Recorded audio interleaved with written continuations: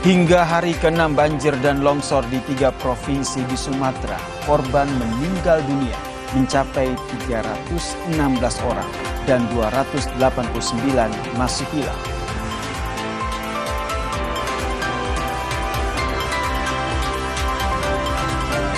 Dua dari 3 prajurit yang sempat tertimbun longsor saat evakuasi korban longsor di Padang ditemukan meninggal dunia.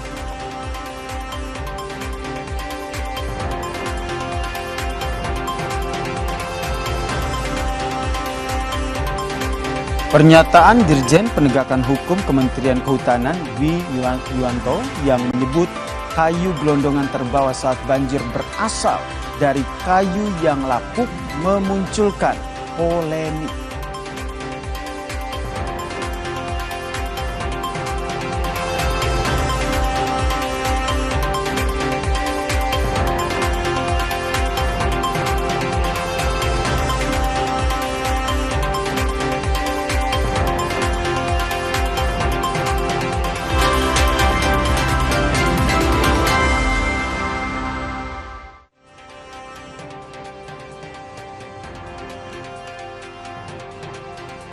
Halo, selamat sore saudara. Anda menyaksikan program berita Kompas Petang hanya di Kompas TV Independen Terpercaya. Bersama saya Cynthia Rompas. Dan saya Yasir Nene Ama, saudara. Informasi pertama kami awali dari bencana yang terjadi di Pulau Sumatera.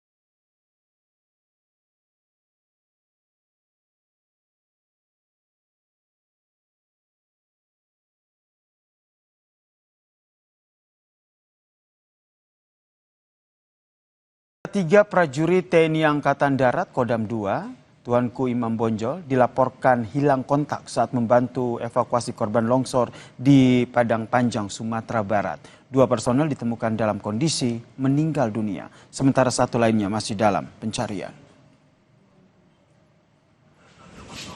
Ketiga prajurit TNI itu dinyatakan hilang usai terseret material longsor susulan saat membantu proses evakuasi warga terdampak longsor di kawasan Jembatan Kembar Sialiang Bawah di Kecamatan Padang Panjang Barat pada Kamis lalu, saudara. 2 korban yaitu Serda Robi dan juga Prada Zeni Marpaung ditemukan dalam kondisi meninggal dunia. Sementara itu, saudara, Pelda Yudi Gusnadi, personel Subdenpom Padang Panjang masih dalam pencarian.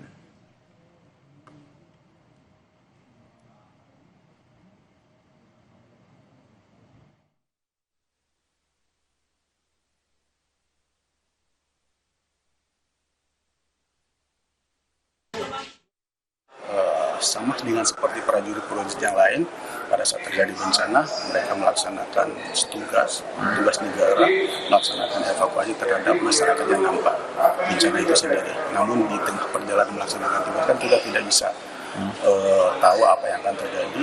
Ada longsor, kemudian dilanjutkan dengan susulan, dan pada saat terjadi banjir dan longsor susulan itulah mereka terdampak juga.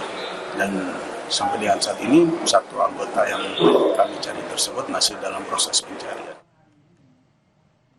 Tim gabungan pencarian korban longsor berhasil mengevakuasi 6 jenazah di Desa Sibalanga, Tapanuli Utara, saudara. Masih ada 7 jenazah yang belum ditemukan.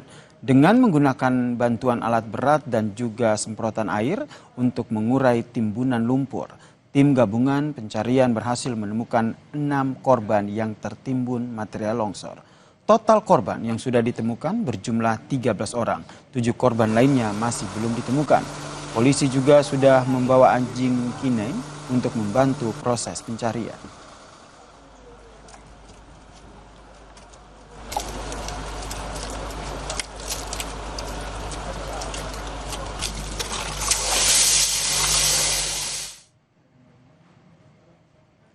Berdasarkan visual pantauan udara saudara, jembatan yang jadi akses utama dari Aceh ke Medan terputus. Banjir juga merendam permukiman warga. Akibat bencana ini saudara, warga harus mengungsi ke tempat yang lebih aman.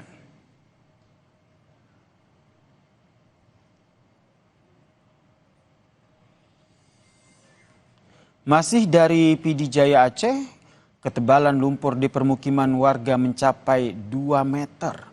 Warga kehilangan tempat tinggal mereka karena rumah mereka tertimbun lumpur. Meski tidak sempat menyelamatkan harta benda, warga tetap berada di sekitar rumah dengan harapan masih bisa menyelamatkan sejumlah barang yang tertimbun lumpur. Bencana banjir bandang dan longsor yang menerjang PD Jaya menyisakan luka mendalam bagi korban. Kini hanya pakaian yang mereka kenakanlah yang tersisa.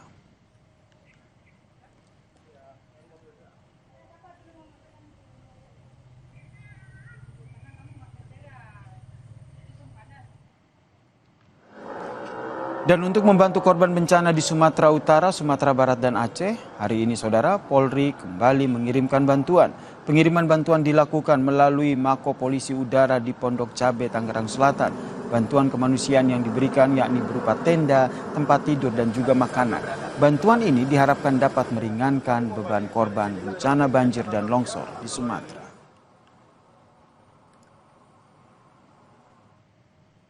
Dalam konferensi pers pada Minggu siang, BNPB mencatat korban meninggal dunia dalam bencana di Sumatera Utara, Aceh, dan Sumatera Barat mencapai 316 orang. 638 tercatat mengalami luka-luka dan 289 orang masih dinyatakan hilang. Evakuasi korban dan pembukaan jalur masih terus dilakukan di wilayah bencana. Sumatera Utara itu yang meninggal 172 orang, Bapak Menteri. Ini masih ada yang hilang 147 orang. Jumlah korbannya Aceh lebih sedikit daripada Sumatera Utara. Per hari ini tapi baru terdata adalah 54 jiwa, hilang 55 jiwa, terluka 8. Ternyata jumlah yang meninggal Sumatera Barat ini bertambah justru lebih besar daripada daripada Aceh, karena ini 90 meninggal dunia disumbang oleh salah satu kabupaten kota di Sumatera Barat, yaitu di Agam. Saudara, untuk mengetahui situasi perkembangan penanganan bencana di Sumatera, kita bergabung bersama jurnalis Kompas TV di PD Jaya Aceh dan ada Rizka Devi dan juga juru kamera Nova Misyadati. Lalu di Padang Sumatera Barat sudah ada jurnalis Kompas TV Rio Yohanes. Kita ke Padang Sumatera Barat terlebih dahulu. Rio, seperti apa penanganan korban di Padang Sumatera Barat dan juga pendistribusian bantuan di sana, Rio? Ya, dan juga saudara, hingga saat ini memang untuk pendistribusian bantuan logistik untuk korban terdampak itu masih ada beberapa daerah yang terkendala karena akses jalan yang terputus. Untuk di daerah Kabupaten Agam dan juga Kabupaten Pasaman Barat. Di Kabupaten Agam itu di daerah Palembayan, ada nama kampungnya itu Salari Ayit. Juga di daerah Kecamatan Malala, di sana masih ada kampungan yang belum bisa diakses baik secara jalur lintas transportasi maupun komunikasi. Dan untuk itu memang dari kemarin itu dari hasil rapat koordinasi dengan antar stakeholder akan memfokuskan alat berat untuk membuka jalur di dua akses itu, di daerah Malala dan juga di daerah Palembayan, karena dua daerah ini adalah dua daerah di Kabupaten Agam yang paling banyak korbannya. Korban jiwa masih dan juga selain pembukaan akses jalan dan penyaluran bantuan, di sana juga masih terjadi masih berlangsung proses pencarian korban-korban yang masih dinyatakan hilang. Hingga saat ini, hingga pukul 10 menit, itu dari data BPBD Provinsi Sumatera Barat, itu data terakhir korban meninggal dunia akibat banjir dan longsor di Provinsi Sumatera Barat itu mencapai 129 orang. Sementara untuk yang masih dinyatakan hilang itu jumlahnya lebih kurang 118 orang. Demikian, Cynthia.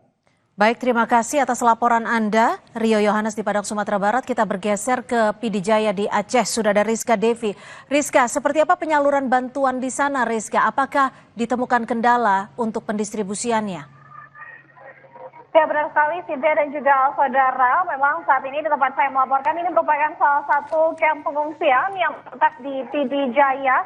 Ini merupakan gedung serbaguna dalam komplek pemerintahan PD Jaya, dan memang untuk distribusi logistik ini memang sudah dilakukan sejak 2 hari yang lalu. Banyak logistik yang sudah tiba di sini. Bisa saya tunjukkan ke layar kaca Anda. Ini merupakan logistik yang memang sudah tiba di kompleks serbaguna ini selama beberapa hari ini, dan juga ini merupakan bantuan dari pusat, sementara juga ada bantuan yang memang ditujukan langsung ke sini. Tadi kita sempat berbincang dengan Bupati Aceh Barat Daya maksud kami Bupati PD Jaya, dalam sesi penyerahan bantuan yang memang diserahkan langsung oleh PT Solusi Bangun Andalas. Kemudian juga saat ini memang meskipun logistik ini sudah disalurkan, namun juga ada beberapa daerah di PD Jaya ini yang memang belum merata begitu distribusinya, mengingat memang jalur lintas Sumatera ini masih ada yang terputus begitu. Sementara juga ada wilayah yang masih terisolasi, sehingga untuk pendistribusian logistik ini masih sedikit terhambat begitu. Dan juga kalau bisa Anda lihat di belakang saya, ini adalah kondisi kamp pengungsian di salah satu kamp pengungsian di PD Jaya yang memang tersebar di 49 titik begitu. Nah, sementara ini memang di kamp pengungsian ini didominasi oleh lansia dan juga anak-anak. Dan tadi juga kita sempat berbincang dengan salah satu warga. Ini menyebutkan bahwa saat ini memang mereka sangat membutuhkan stok untuk makanan, kemudian obat-obatan, dan tentunya pakaian, mengingat mereka sudah mengenakan baju yang sama selama 5 hari begitu. Dan juga tadi kita juga memperoleh informasi dari salah satu warga yang mengaku bahwa hingga saat ini ia bertahan di kamp pengungsian ini karena memang rumahnya hanyut begitu, hanyut, dan juga rumahnya tertimbun lumpur. Artinya dia tidak punya rumah untuk pulang, sementara bertahan di kamp pengungsian untuk waktu yang tidak dapat ditentukan. Kemudian juga untuk wilayah-wilayah yang terisolasi ini seperti wilayah tengah, kemudian di Aceh Tengah, Takengon, Gayo, Benar Meriah, ini proses distribusinya dilakukan melalui jalur udara. Walaupun kemarin sempat terhambat, sempat gagal karena memang kondisi cuaca tidak safety untuk penerbangan. Namun untuk logistik ke wilayah tengah ini sudah tiba hari ini, penyaluran bantuannya melalui udara, dan juga untuk beberapa daerah yang masih terisolir ini juga diupayakan penanganannya cepat. Cindy. Ya, Rizka, artinya ada berapa titik untuk wilayah kabupaten yang masih terisolir hingga sore ini? Ya, Cindy dan juga saudara, ini memang kalau kita melihat kembali ke belakang, ini dampak yang dibawa oleh banjir Aceh ini hampir ke seluruh Aceh, dan juga mengingat jalan lintas Sumatera ini memang rusak, lumpuh total, sempat lumpuh total, dan hari ini distribusi logistik ini memang dilakukan untuk jalur udara. Sementara masih banyak titik-titik lokasi yang memang tersebar, terisolir, dan bahkan untuk pendataan juga masih sulit untuk dilakukan di pedalaman-pedalaman Aceh Tamiang, kemudian wilayah tengah, dan juga di Diren. Bahkan masih ada desa yang masih terisolasi, masih terisolir, kemudian karena memang sulitnya akses komunikasi dan juga listrik begitu, mengingat beberapa hari yang lalu hingga saat ini memang kondisi listrik dan juga jaringan komunikasi di sini belum pulih. Cindy. Baik, terima kasih Rizka Devi, jurnalis Kompas TV melaporkan langsung dari PD Jaya Aceh, dan sebelumnya ada Rio Yohanes melaporkan langsung dari Padang, Sumatera Barat. Usai jeda di Kompas Petang, saudara, kami hadirkan informasi pembersihan jalan yang tertimbun longsor mengarah ke Desa Parsing Kaman, Tapanuli Utara terus dilakukan. Jalan lintas Tarutung menuju ke Sibolga saat ini belum bisa dilalui.